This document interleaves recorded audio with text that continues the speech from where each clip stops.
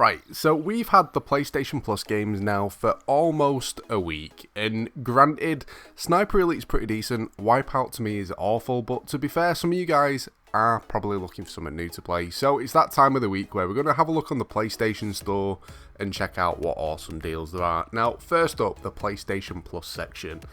Now, the first game that I'm going to go for it's a very similar game to Sniper Elite, and it's called Sniper Ghost Warrior 3.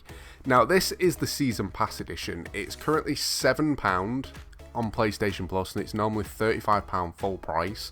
It actually looks like a decent shooter. Now, the only thing that I would say is I'm not too sure about multiplayer or whether it's more of a campaign style game, but either way, it does actually look pretty decent, and for the price, you can't go wrong. The only other game that I'm going to go for on the PlayStation Plus section is a VR game, and it's called Static. It's £4 at the moment on PS Plus. It's an awesome VR game. It's one that I've owned for quite a while.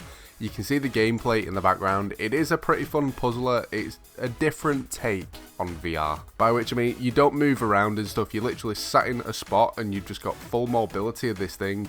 It's a really cool game, and the only reason that I haven't gone for any of the others is because I've either mentioned them previously over the last couple of weeks or so. Now, I would have said Drive Club, apart from the online servers got shut down, so it's literally just a play by yourself style game now, or a couch co-op. For me, that's a no-no. So they're the two games that I'm going to go for on the PlayStation Plus section. Next up, games under £16. Now, there's quite a few decent ones in here, to be fair, but they are ones that have been out for quite a while.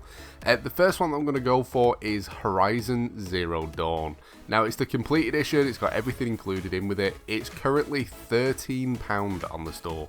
Now, the graphics on this game are absolutely amazing, and if you're playing on a PS4 Pro, it's just even nicer. And I mean, you can see by the trailer and stuff in the background, it just looks beautiful. It was one of the best looking games that I've ever played, and I had it when it first came out, but it is quite a difficult game. That's the only thing that I would say about it that kind of put me off. You can get stuck on certain bits where you end up having to replay through it over and over again, but apart from that, it is a dead cool game. Now, the second one that I'm going to go for is a game called Subnautica. Now, this one's normally 25 quid, it's currently 16 quid. This is an amazing game. Anyone that likes stuff like Ark, like survival style games, you will love this game. The whole game is like underwater though. You're stranded in the middle of the ocean. It's a really cool game. I can't really explain much else about it apart from it's like a survival horror style game. You go around gathering materials to upgrade your stuff and build stuff. It's really, really cool. I've actually played this on the channel before. Tons of you guys watch. I think I did a 3-part thing just playing through it. And then kind of stopped streaming it and just carried on playing it on my own. But if you're looking for something new to play, that is awesome. But the final one that I'm going to go for on games under £16 is another VR game, and it's called Creed Rise to Glory. Now, I'm going for this one simply because I started watching the Creed movies yesterday.